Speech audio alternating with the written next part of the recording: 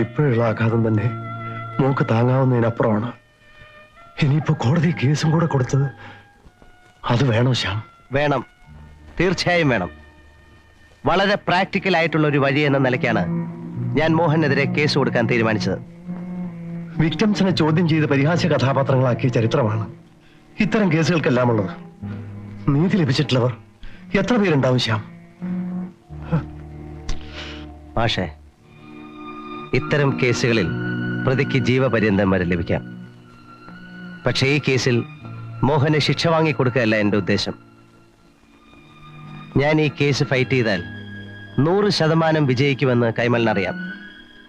അതുകൊണ്ട് നിയമ നടപടികൾ തുടങ്ങിക്കഴിഞ്ഞാൽ അയാൾ ഒത്തുതീർപ്പിന് വരുമെന്ന് എനിക്ക് ഉറപ്പാണ്. അങ്ങനെ അല്പം വൈകിയാണെങ്കിലും മോഹനെ കൊണ്ട് തന്നെ ഗീതയെ വിവാഹം കഴിപ്പിക്കാമെന്ന എന്റെ കണക്കൂട്ടൽ. അതുകൊണ്ട് ഈ കേസ് ഫയൽ ചെയ്യാൻ മാഷിനെ അനുവദിക്കണം. It's A request. എല്ലാം ശ്യാമിന്റെ ഇഷ്ടം. ഗീതയോട് കൂടി ഇതിനെക്കുറിച്ചൊന്ന് സംസാരിക്കണം.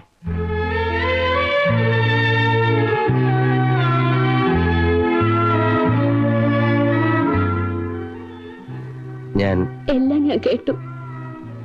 എന്തും ഫേസ് ചെയ്യാൻ ഞാൻ തയ്യാറാണ്. ചേട്ടൻ കേസ് ഫയൽ ചെയ്തോളൂ. ഇല്ലാത്ത തെളിവുകൾ പോലും ഉണ്ടാക്കി പ്രകാശ് കേസ് ഫൈറ്റ് ചെയ്യും. ജീവപര്യന്തം ശിക്ഷ ഉറപ്പാ. നീ കിടന്ന് ബഹളം വെക്കാതെ എന്താണ് പോംവഴിയെന്ന് നമുക്ക് ആലോചിക്കാം. മിനിസ്റ്ററെ വിളിച്ച് ഞാൻ കാര്യം പറഞ്ഞു. പോലീസിന്റെ ഭാഗത്തു നിന്നുള്ള എല്ലാ ഹെൽപ്പും നമുക്ക് ഉണ്ടാകുമെന്ന് അദ്ദേഹം ഉറപ്പ് തന്നിട്ടുണ്ട്. എന്നാലും പ്രകാശ് കേസ് വാദിക്കുന്നു എന്ന് പറയുമ്പോ നമുക്കിത് വരണം. ആ തെണ്ടിക്ക് ഓവർ പെർഫോമൻസ് കൊടുക്കരുതെന്ന് ഞാൻ അന്നേ അച്ഛനോട് പറഞ്ഞതാ. ഒറ്റ ശ്രമിട്ട് പോരുത്. ഇത്രയും കുഴപ്പങ്ങൾക്കൊക്കെ കാരണം നീ ഒറ്റൊരുത്തനാ. മാർഷിന്റെ ഫാമിലിയോട് പ്രകാശിനുള്ള സെന്റിമെന്റ്സ് എന്താണെന്ന് നിനക്ക് അറിയാമായിരുന്നിട്ടും ആ പെണ്ണിനെ വെറുതെ പഴയ കാര്യങ്ങൾ കുത്തിപ്പോകുന്ന എന്തിനാളിയാ? ഞാൻ ആലോചിച്ചിട്ട് ഒരു പോംവഴിയെ കാണുന്നുള്ളൂ. പ്രകാശുമായി ഒരു കോംപ്രമൈസിന് ഒന്നുകൂടി ട്രൈ ചെയ്താലോ? ഞാൻ ആ തെണ്ടി പെണ്ണിനെ വിവാഹം കഴിക്കണമെന്നാണോ അമ്മാവൻ പറയുന്നത്? അതിൽ കുറഞ്ഞ് ഒത്തുതീർപ്പൻ തയ്യാറില്ല എന്ന് പച്ച മലയാളത്തിലല്ലേ പ്രകാശ് പറഞ്ഞത്? പ്രകാശിനെ നമുക്കറിയില്ലേ? അയാൾ ഒരു വാക്ക് പറഞ്ഞാൽ അത് വാക്കാണ്. ആ സ്റ്റാൻഡ് പോയിന്റിൽ നിന്നും അയാൾ പിന്മാറുന്ന പ്രശ്നമേ ഇല്ല. പിന്നെ പ്രതിരോധമല്ല നമുക്ക് ആവശ്യം, പ്രത്യാക്രമണമാണ്. എനിക്കറിയാം എന്താണ് ചെയ്യേണ്ടത്.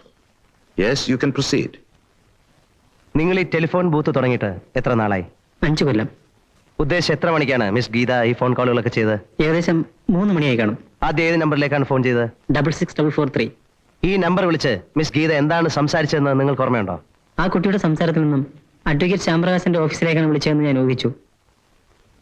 അടുത്തത് ഏത് നമ്പറിലേക്കാണ് വിളിച്ചത്? 72495 കൈമൽ കൺസ്ട്രക്ഷന്റെ ഓഫീസിലേക്ക്.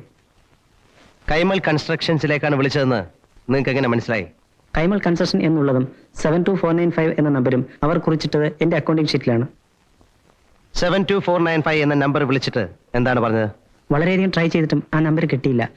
എന്നിട്ട് അവർ വീണ്ടും 66443 വിളിച്ച് കൈമൽ കൺസ്ട്രക്ഷന്റെ അഡ്രസ് ചോദിച്ച് മനസ്സിലാക്കി. ആ കുട്ടി അങ്ങോട്ടാണ് പോകുന്നതെന്നും എന്നോട് പറഞ്ഞു. Your honour, kindly note this point. ഈ ഫോൺ കോളുകൾ ചെയ്തതിന്റെ ചാർജസ് മിസ് ഗീതയുടെ കയ്യിൽ നിന്ന് ഈടാക്കിയതിന്റെ റെസീറ്റ് ഞാൻ ഇവിടെ സബ്മിറ്റ് ചെയ്യാണ്.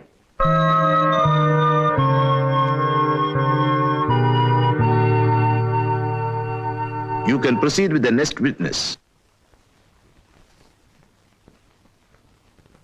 എത്ര മണിക്കാണ് മിസ് ഗീത നിങ്ങളുടെ ഓട്ടോറിക്ഷ പിടിച്ചത്? ഒരു 3:30-4 ആവും. ഏത് സ്ഥലത്തേക്ക് പോകണമെന്നാണ് അവർ പറഞ്ഞത്? നേതാജി റോഡിലുള്ള കൈമൾ കൺസ്ട്രക്ഷന്റെ ഓഫീസിൽ പോകണമെന്ന് പറഞ്ഞു. എന്നിട്ട് ഞാൻ അവിടെ കൊണ്ടുപോയി വിട്ടു. അവർ ഓഫീസിലേക്ക് കയറി പോകുന്നത് നിങ്ങൾ കണ്ടോ? കണ്ടു സർ. അതെങ്ങനെ കണ്ടു? അപ്പൊ നിങ്ങൾ അവിടെ വെയിറ്റ് ചെയ്തോ?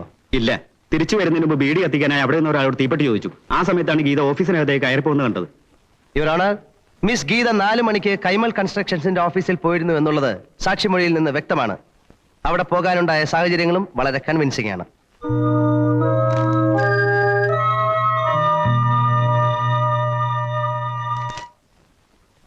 യുവർ ഓണർ, ഇത് മെഡിക്കൽ റിപ്പോർട്ട്സ് ആണ്. ഈ പട്ടണത്തിലെ ഏറ്റവും ലീഡിംഗ് ആയിട്ടുള്ള 3 ഡോക്ടേഴ്സിന്റെ ഫൈൻഡിങ്സ് ആണിത്. ഇതിൽ നിന്ന് മിസ് ഗീത ഒരു ബലാത്സംഗത്തിന് ഇരയായിട്ടുണ്ട് എന്നുള്ളത് ബഹുമാനപ്പെട്ട കോടതിക്ക് ബോധ്യമാകും.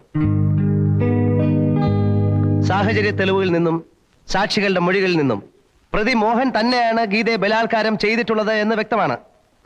ആയതിനാൽ Indian penal code section 375 and 376 പ്രകാരം പ്രതി മോഹന് ജീവപര്യന്തം തടവ് നൽകി ശിക്ഷിക്കണമെന്ന് ബഹുമാനപ്പെട്ട കോടതിയോട് ഞാൻ അപേക്ഷിക്കുകയാണ്. That's all your owner.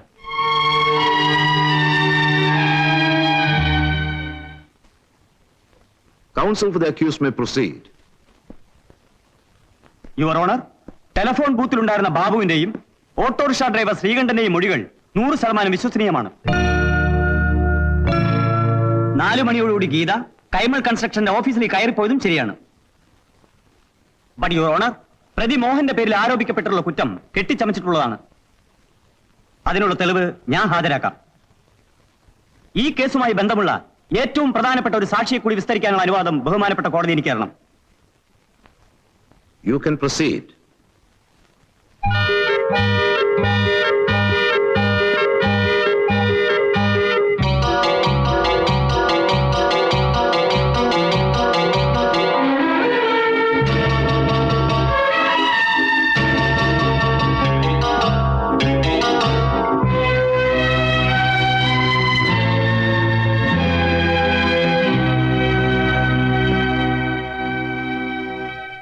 നിങ്ങൾ മിസ്റ്റർ ശ്യാംപ്രകാശിനെ ജൂനിയറായി പ്രാക്ടീസ് ചെയ്യല്ലേ? അതെ. എത്ര കൊല്ലമായി? 5 കൊല്ലം.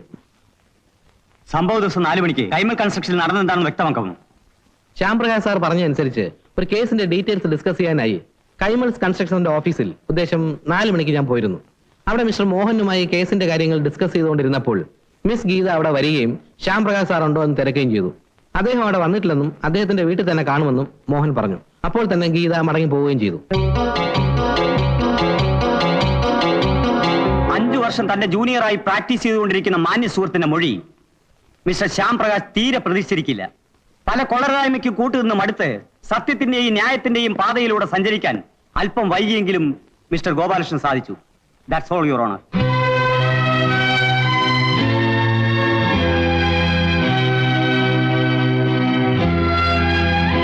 ഈ കേസിന്റെ വാദം നാളെയും തുടരും.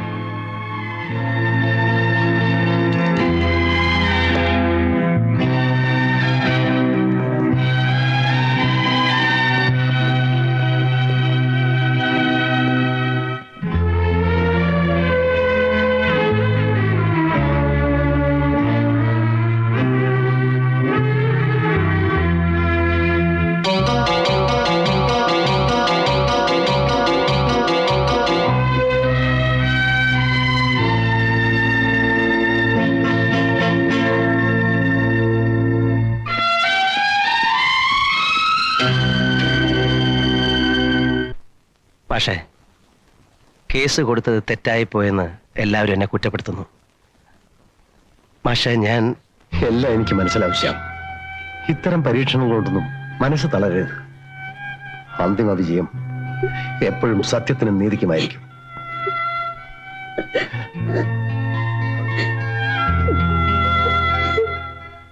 സാർ, ഗോപാലകൃഷ്ണൻ അവര് വിലയ്ക്ക് വാങ്ങിയതാവും.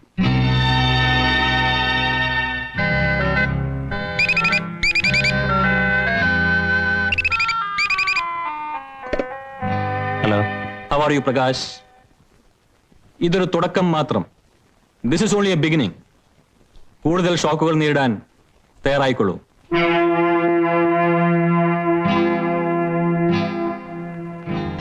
വൈകിട്ടില്ല. കോംപ്രമൈസിന് ഇത് സമയമുണ്ട്. എന്താ ഒന്നും മിണ്ടാത്തത്? ഓഹോ, എന്നോട് ദേഷ്യമായിരിക്കും. ശ്രീ പ്രകാശ്, ഞാൻ സമ്മതിക്കുന്നു, എന്റെ മോൻ ചെയ്ത് തെറ്റ് തന്നെയാണ്. മദ്യത്തിന്റെ ലഹരിയിൽ നമുക്ക് എല്ലാവർക്കും പറ്റാവുന്ന ഒരു അബദ്ധം മാത്രമാണ്. ഇരുകൂട്ടരും വിട്ടുവീഴ്ച ചെയ്യുന്നതിനെയാണ് കോംപ്രമൈസ് എന്ന് പറയുന്നത്. നമ്മൾ തമ്മിൽ ഇത്രയും അടുപ്പമുള്ള സ്ഥിതിക്ക് നിങ്ങൾ ഇപ്പോഴും ആദ്യത്തെ സ്റ്റാൻഡിൽ ഉറച്ചു നിൽക്കുന്നത് കഷ്ടമാണ്. എന്റെ ഓഫർ ഞാൻ റിപ്പീറ്റ് ചെയ്യുന്നു. നിങ്ങൾ ഈ കേസിൽ നിന്നും പിന്മാറുകയാണെങ്കിൽ 10 ലക്ഷം രൂപ വരെ അവർ കൊടുക്കാൻ ഞാൻ തയ്യാറാണ്. 10 lakhs. ആ കുട്ടിക്ക് ഒരു പുതിയ ജീവിതം തുടങ്ങാൻ ഈ തുക ധാരാളമല്ലേ? നമുക്ക് എല്ലാം മറന്നൊന്നാകുകയും ചെയ്യാം. എന്ത് പറയുന്നു മിസ്റ്റർ പ്രകാശ്?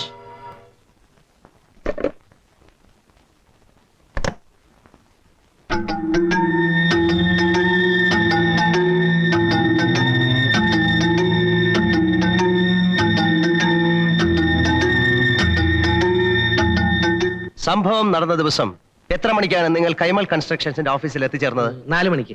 എത്ര മണിക്കാണ് നിങ്ങൾ വീട്ടിൽ നിന്ന് ഇറങ്ങിയത്? 3:30. എന്തിനാണ് നിങ്ങൾ അവിടെ പോയത്? ഒരു കേസ് ഡിസ്കസ് ചെയ്യാൻ. ആര് പറഞ്ഞ അനുസരിച്ചാണ്? Mister Shyamprakash.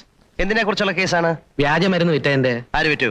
Mister Kaimal. Mister Kaimal വ്യാജമരുന്ന് വിറ്റുവെന്നോ? Kaimal വിറ്റു എന്നതാണ് പോലീസ് കേസ്. ഏത് വകുപ്പ് പ്രകാരമാണ് ആ കേസ് ചാർജ് ചെയ്തിട്ടുള്ളത്? ആ കേസിന്റെ വാദം ഏത് ഘട്ടം വരെയായി? ഇതുവരെ എത്ര സാക്ഷികളെ വിസ്തരിച്ചു കഴിഞ്ഞു?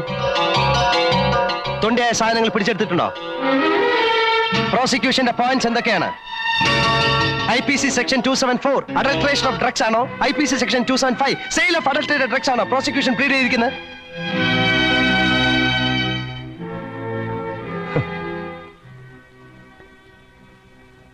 യുവർ ഓണർ, ആ കേസിന്റെ ബേസിക് ഫാക്ട്സ് പോലും അറിയാത്ത മിസ്റ്റർ ഗോപാലകൃഷ്ണനെ ശ്യാം പ്രകാശ് തന്റെ കേസ് ഡിസ്കസ് ചെയ്യാൻ വേണ്ടി കൈമൾ കൺസ്ട്രക്ഷൻസിലേക്ക് അയച്ചു എന്ന് പറയുന്നത് തികച്ചും അവിശ്വസനീയമാണ്. Your honour, let me come to my next point.